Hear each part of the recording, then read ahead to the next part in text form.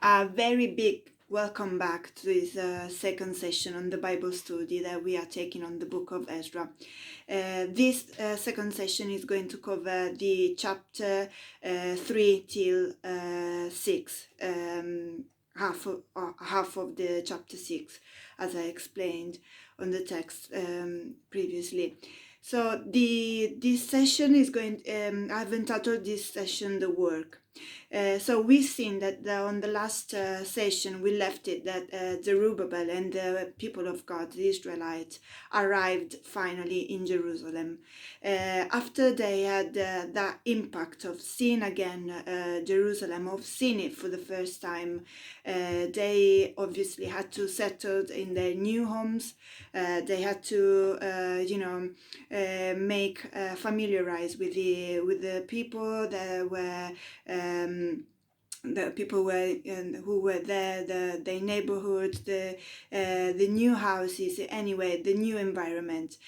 So after that, they surely wanted to get this job done, and I can imagine that those people who had that journey just because they answered a call from God, that they wanted to build this new temple, and they surely had they were fueled with enthusiasm, great enthusiasm, because they know that they were doing the will of God, that what just God commanded. And it is the same as in our life. For example, well, personally I can say that every time I start something new, it's very exciting. I always get so excited that I wanted to do the things I wanted to make it done properly, and very fast also.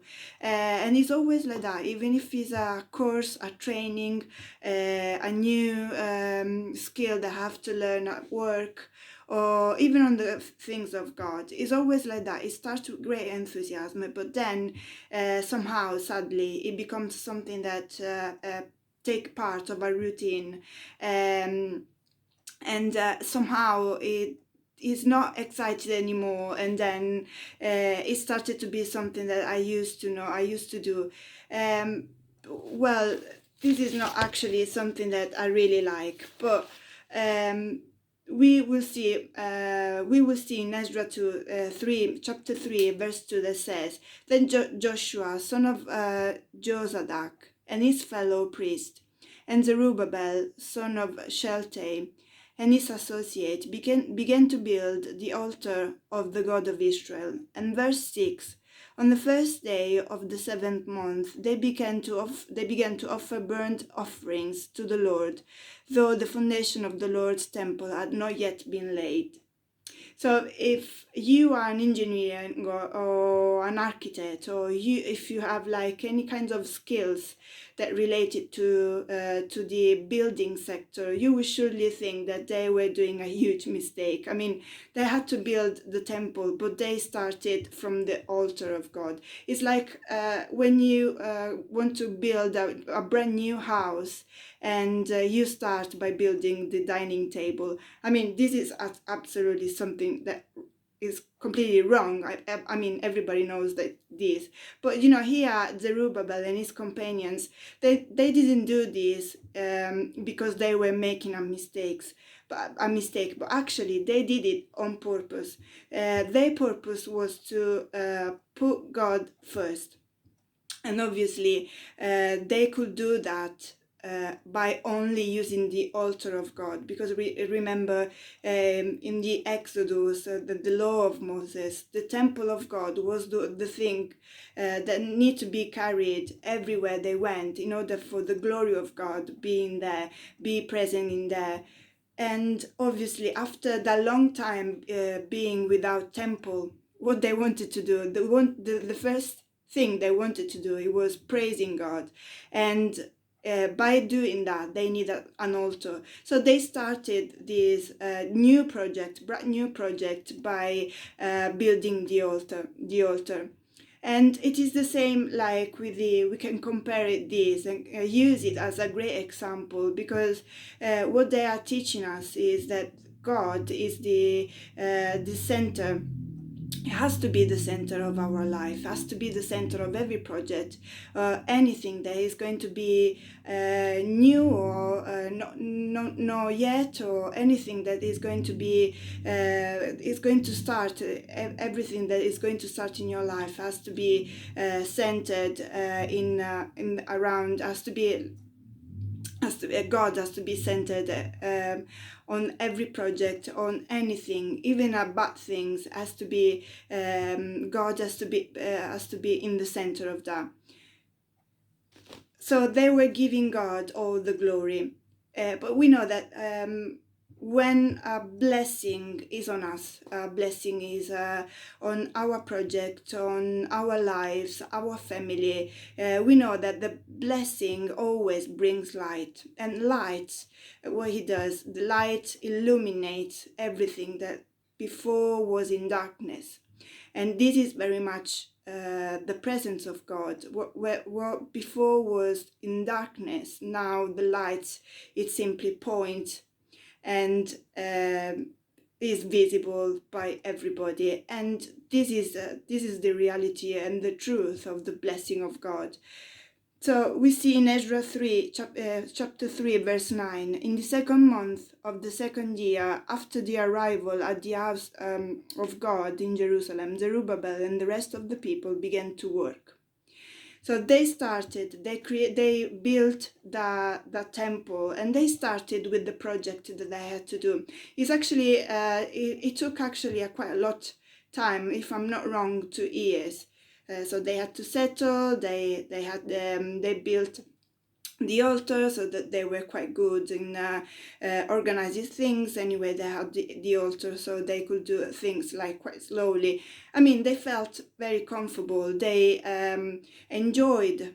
Actually, who can regret this? Who can complain about this? Actually, they were finally at home, and they were finally having the things that they were needed, that we asked for years. So they were enjoying this situation. They were enjoying their blessing. But we know that as the light illuminates a situation, a family, a person, because the blessing of God, the hand of God is on them or in it, we know that the light attracts also the enemies. In fact, we know that is obviously the thing that if the enemy see that something is blessed by God, obviously is not quite happy. But we know that the great of the weapons that Satan can use is discouragement. Discouragement is the very thing that can destroy a Christian life. I mean, in life we face situation, we face problems. I mean, we have all of us have low and high, but discouragement is the thing that really makes you harmless. Like, it really makes you aside, put you aside at the corner, where you are not anymore usable by the glory of God, because simply discouragement has taken over your life. And it is what happens as well in Zerubbabel. We see that in the Zerubbabel story, we see that the enemy has seen this project that it was going to be to carry it on, and it wasn't quite liked from them. So we see that in Ezra chapter 4, verse 2, they said, let me just find it. Let us participate in this project, because we too are worthy of it. So this was a great opportunity of the enemies of God to kind of infiltrate in this project, because if they couldn't make war against if they couldn't fight this project, because anyway the favors of the king was with them, with the Israelites, they had to find a way in order to stop it. And how better way to be not like enemies, declared enemies, but instead try to find a way to snake into the situation and destroyed, we can say destroyed it from the inside actually. But Zerubbabel and his companions and his associates were wise men of God. They were anointed with the Spirit of God. The Spirit of God was on them. They were focused on the real thing that need to be looked at, and this was God. So they were able to push them back and say, you have not part on this. We are the one who need to build this temple, because of God commanded us, and also King Cyrus commanded us. So how could they easily say that they had no part in that?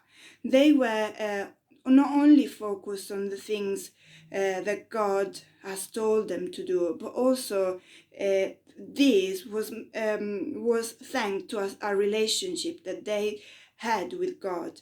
And again, as we seen on the first session, identity, the matter of the identity, the purpose of identity again comes back again here, because you are able to send your enemy away. You are able to let your enemy flee only if you know your identity in God.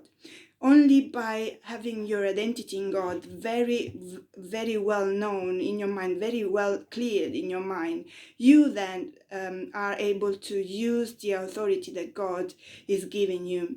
Imagine yourself in your daily life.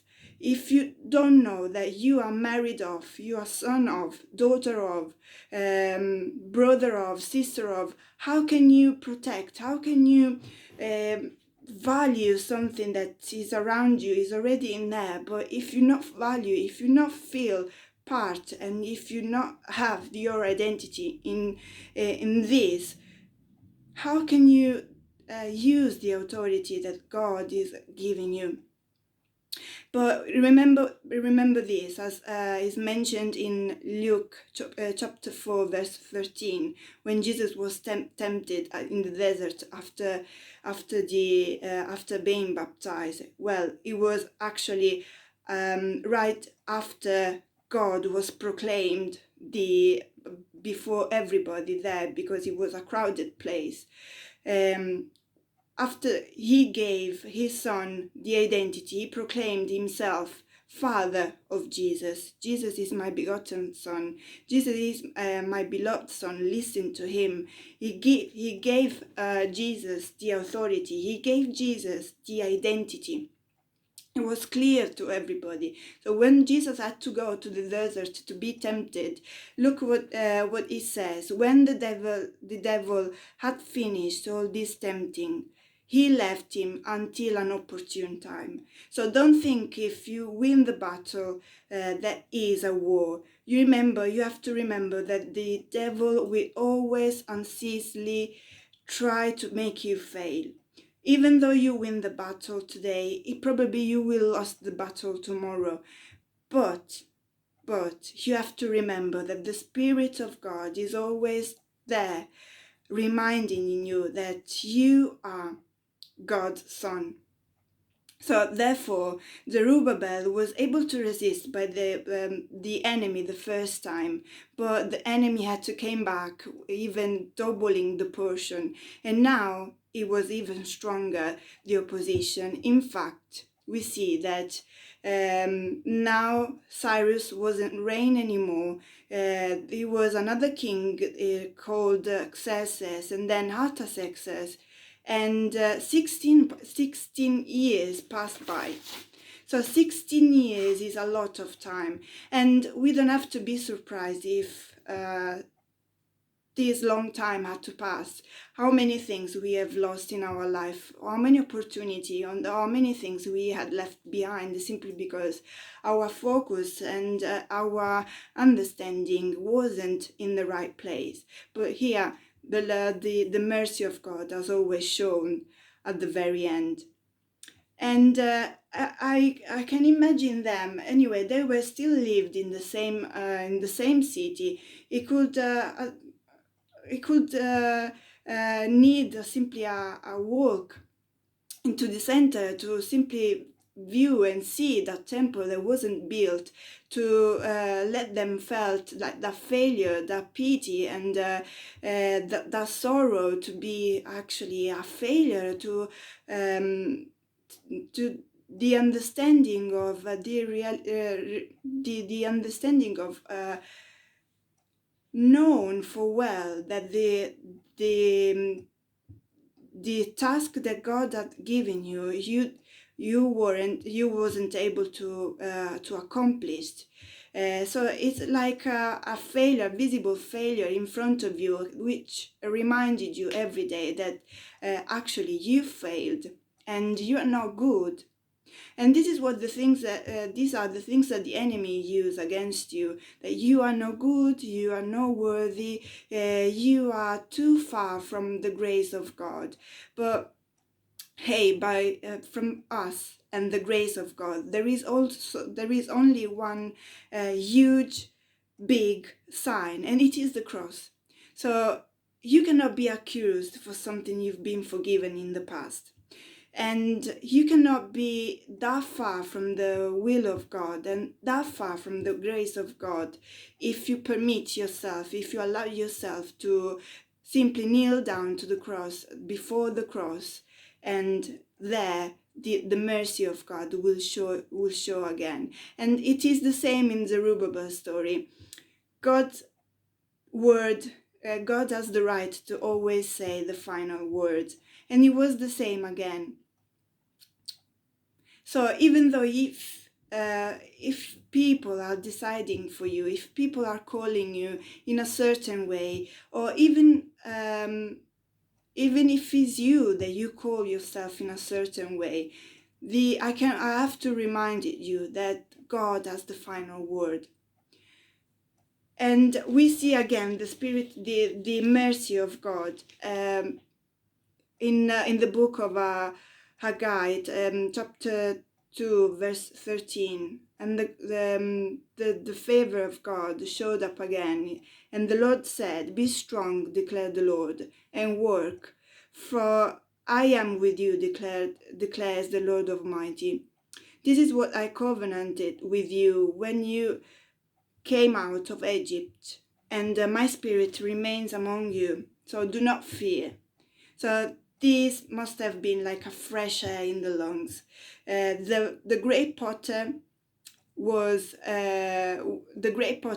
modeling again, was restoring again what before was broken, like a useless tool that someone else like left behind, throw it away because it was useless. Now God is bringing back to life, is restoring his main purpose, simply because God is able to switch a situation that can be very bad, it can be very negative, it can be very useless, in something that is not only useful but victorious. And here again we see that the Lord's favor was showing up again on their people, and wanted to see again the glory of God, and wanted to serve this God who had not forgotten them, but actually was restoring them in their primary position. It was feast in their hearts, so they started again to rebuild the house of the Lord. Now the new king was Darius. Darius declared that this job must finish. Actually, he also said that the entire expenses it must be paid by the treasury of the king, because it doesn't have to stop. He has to continue until it will be accomplished. So finally, under the Zerubbabel leadership, this task is completed. In fact, we read, "Then the people of Israel celebrated the dedication of the house of God with joy." Finally, the victory was accomplished, the joy of seeing a prayer answered, the joy of seeing the glory of God in a little situation, a big one, the joy and the feast of the heart when you see that God has answered you, or God is in the situation, or God was in the situation. This is the joy that the people were experiencing. They had a great feast and a great celebration and great dedication, and the praise and worships were were so high that reached heaven, and God was pleased with them. And in order to conclude this second session, we need to mention the final blessing that God had to give to the people. I mean, I don't know why God would have done something like that. I mean, I can see very much on Jesus in these promises. If these people some years back, they were sinners and they were simply unworthy of God's justice, God's mercy, God's victory, God's protection, love, mercy.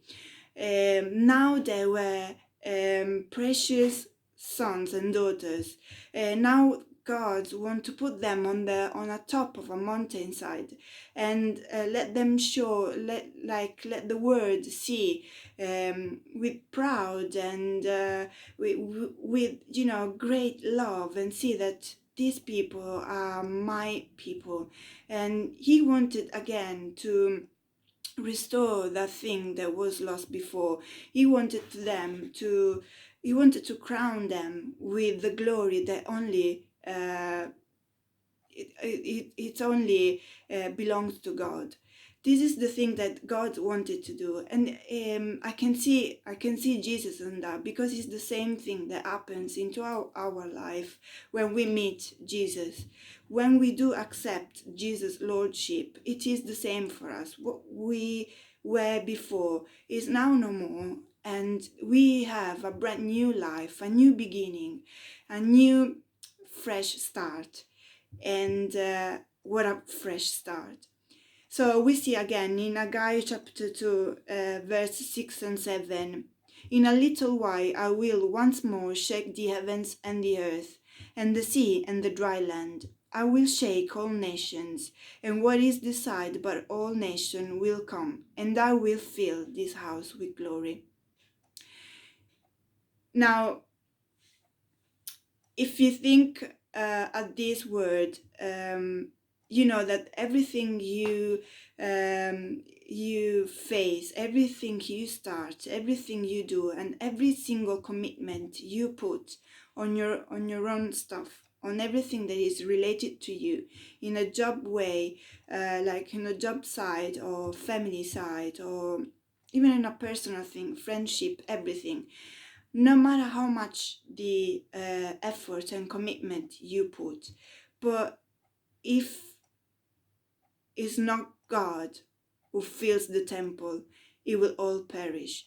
I mean, I have to stress on that simply because it is God who fills the temple with glory. I mean, the Israelites could have accomplished that temple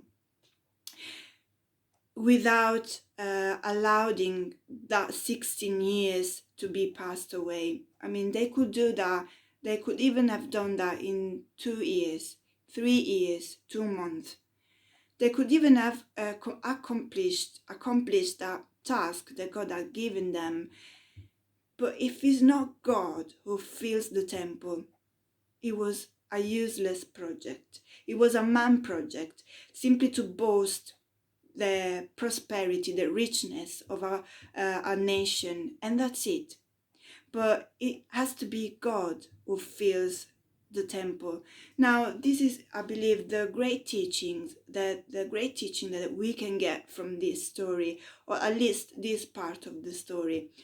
I'm sure if you read and study on that, you will find many other teachings. But we need to remember that wherever we do, in every way we do, no matter how we do, we have to look for the cornerstone. We have to look for the one who fills the temple. And if it is God, and we know that He has the final word, and if it is God who approves and who allows, He will also gives, He will also provide, and He will make sure, as He did with Cyrus, that whatever is in His will be accomplished. Now, perhaps the Israelites had to wait 16 years simply because they had to experience that at the end of the day, it is God who fills the temple with glory.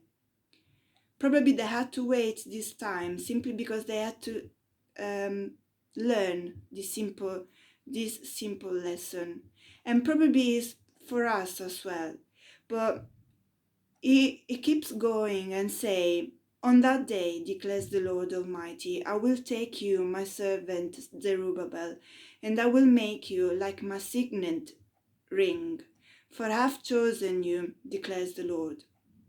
So now we know that Zerubbabel is mentioned in the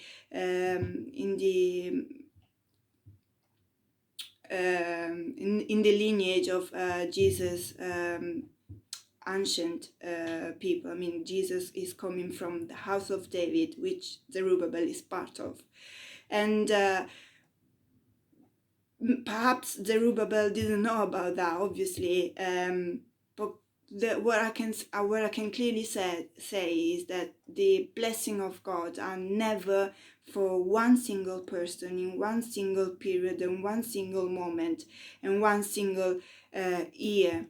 I mean, it is like this, but the blessing of God will involve other things, and the blessing of God new every day.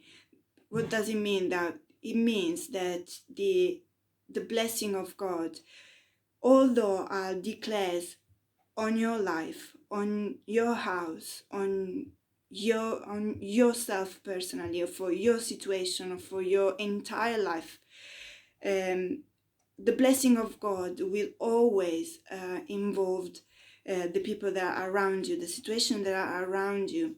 And you have to be honored and feel like very, very honored and precious, simply because the blessing of God are not just for you, but are for others who you live with or you will meet, or perhaps as Zerubbabel did, as Zerubbabel experienced.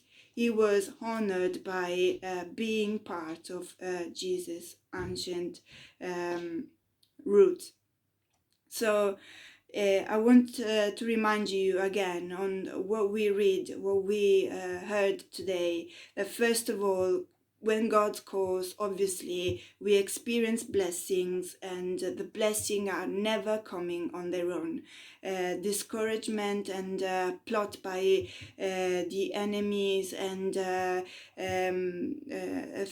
bad situation or bad experience will come as well. Actually, we have to think that is worse the other way around. When we see, and as we read in some psalms, that the psalmist was complaining with God of why the evil people were prosperous and instead he was suffering, is actually because if there is a big blessing on our life, he has to be like very annoying for the enemies of your life. For this reason, Paul said that he was praising God for the bad situation in his life, and we have to remember this, that discouragement is the strongest army of the enemy. But yes, God has the final word. So if God is in control, we don't have to despair. We don't have to look on our right, on our left. As Proverbs said, no matter our plans, but at the end of the day is God's purpose who will prevail. And then, remembering this, we know that we have, yes, victory in God, but we also own it. Our identity is made it clear by the sacrifice of Jesus. That's why we need to use it every day, for our own life, for the lives of our family, but on top of that, for the church itself. Because if God is true, if His word is true, as He did in the past, He can do even more in today's present. So by having said that, I wanted to encourage you to look at the cornerstone, to make the altar of God in your life, and yes, to although if you look on the situation that is surrounding you, although it looks like really bad at times, or not quite understandable, remember that the perspective can always change by giving God the authority and the glory. So I will see you again next Thursday with the final session of the book of Ezra. Bye all.